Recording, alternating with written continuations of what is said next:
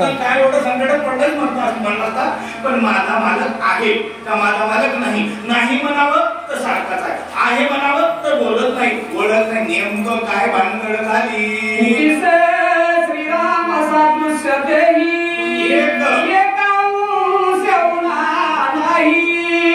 रूप लावण्य गुण काही ओले नाही श्रीरामा.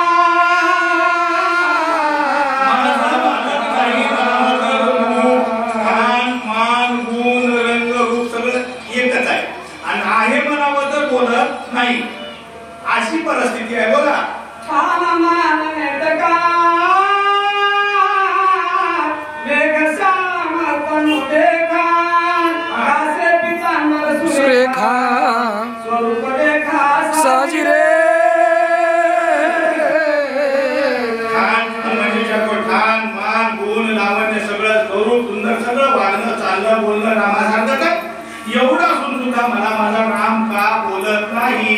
विचारी मनात भरत झाला सावचित घालून लोटांगण पडी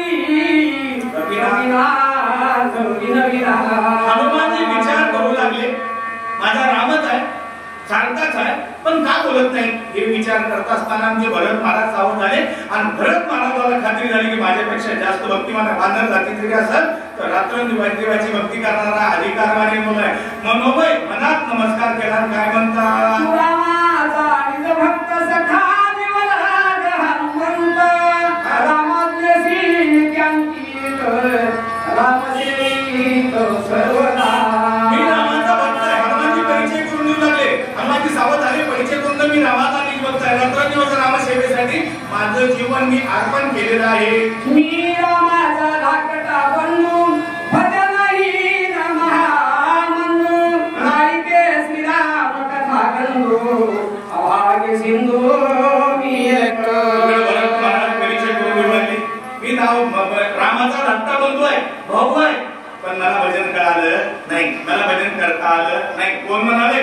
अहो ज्याच्या गावचे पशु पक्षी वारं राम राम राम म्हणू लागले, ज्याच्या गावामध्ये वैर नाही, भाव नाही, निवडणूक नाही, काही नाही, सगळं अखंड अशा प्रकारचं सगळे प्रेमानं राम घ्या राम घ्या एवढी वागणूक ज्या गावात आहे त्यानं म्हणतोय मला भजन करता आलं नाही. नायिके श्रीरामाचे नाम नाटवे श्रीरामाचे कर्म न देखे श्रीरामाचे प्रेम भजनार्थ.